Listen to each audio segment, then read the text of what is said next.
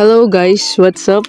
February 14, akala ko flowers and chocolate ang darating. Di parcel mo't gayam nga mabayadan manin. Pigarod, di mayad man di kortan Han ko inyura iti bibitak iti sarat wangen kat naluktanen. Ay kat kinitak palang mat ipakitak pala kanyayo mat kat ikadug ko at agparayag. At dahil sa ako agparayag nga agin gagatang, haan mo't gayam ammo nga ikabit detang inorde-order mo. Ay, kat nalpas garuden, kat intayo padasanen. Kitamtak ko ba na buwa, kitam kasla kalatanga. At pinakain ko na nga yung mga pato at saka manok namin dito sa harap ng bahay namin. Mas mabuti na rin na magtarakin ka kesa naman agtakaw ka timasida. Ganyan ang turo sa akin.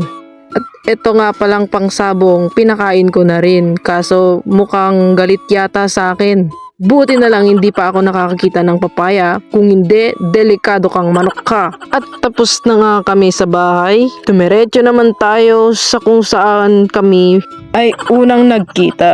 Charot, araw-araw ganito ginagawa namin.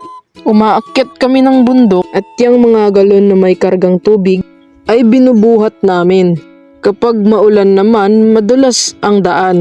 Inutusan ko nga itong kapatid ko na magakyat ng tubig para naman may ambag siya, 'di ba? Parang groupings lang 'yan.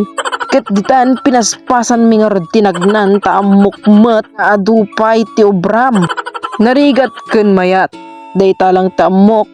Kaya nga sinasabi nila kapag may tiyaga, may nilaga. Ganito po kataas yung inaakyat namin. Madali lang kung kaya niyong magtulong-tulungan. Parang groupings din 'yan eh. Dapat nagtutulungan. Buti na lang po, madali lang kausap tong mga kasama ko. Hindi mo na kailangan ipaulit-ulit pa yung mga sinasabi mo. Hindi gaya niya na paulit-ulit kanyang sinaktan. Joke lang. Ito po yung mga alaga naming mga baboy na kada summer po kapag walang tubig ay iniigiban po namin. Kapag umuulan naman, hindi na namin kailangan pang mag-igib ng tubig. Ang mahirap nga lang dito kapag umulan, nahihirapan kaming umakyat ng bundok. Kung napansin nyo yung kulay blue na drum doon, ay dun po namin inilalagay o kinukuha yung mga tubig na galing sa ulan. Ang sabi nga nila, kapag gusto may paraan, pag ayaw, madaming dahilan. Kung nagtataka po kayo kung bakit nandito sa bundok yung baboy namin, ay aba, nagtataka din ako. At dahil nga po mabaho ang tae ng baboy, mas pinipili na lang po naming ilayo yung mga baboy sa maraming tao. Kasi po, highway po yung bahay namin. Ayan na mali tuloy ng sagot. Sa harap po mismo ng highway yung bahay namin. Sa mga gustong magbaboy po dyan o mag-alaga, ayos naman po kahit bundok po yung pag-aalagahan ninyo. Basta tandaan mo, wag na wag kang susuko. Magbubunga rin yung mga paghihirap na dinadanas mo basta magtiyaga ka lang. No kaya't mo matagmula, mabalinlat ta. Basta siguraduam nga matay deta imulam. Ay kat mo gamin mat nga baybayan, ilaban mo ano nyat karbungam. Ay kat dagita nga salsaluyot nga kay kayatan nga ituno dagiti babae.